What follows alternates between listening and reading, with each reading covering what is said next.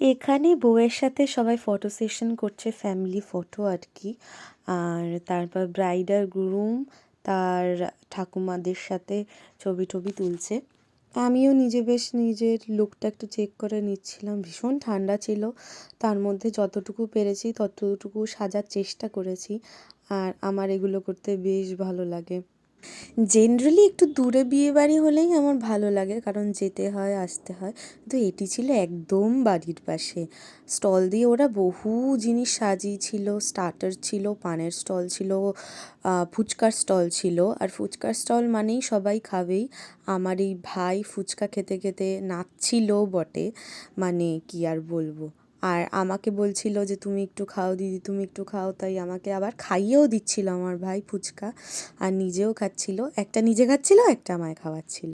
তারপর আমি বলছিলাম একটু নাচ, কারণ পাশে ভালো মিউজিক চলছিল, তাই ও একটু নেচেও নিচ্ছিল খেতে খেতে।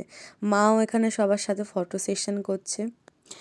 তারপর এখানে বাকি সবাইও নাচছে, মানে বড়রা। বিয়ে হচ্ছে ও আনন্দের উৎসব, তো সেখানে তো একটু নাচ গান হবেই। নাচ গান না হলে সেটা আর বিয়ে বাড়ি লাগে না। তারপর গিয়েছিলাম ওদের তত্ত্ব দেখতে, বেশ সুন্দর তত্ত্ব প্যাক করে ওটা পাঠিয়েছে। আর তারপর ডিনার টাইম হয়ে গেছিলো।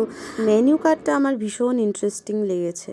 তারপর খেয়ে দেয়ে নিয়ে ভালোই খাবার দাবার করেছিল ওরা। তারপর এই বেবির আমার নাচ টাচ দেখে আমরা চলে এসেছি।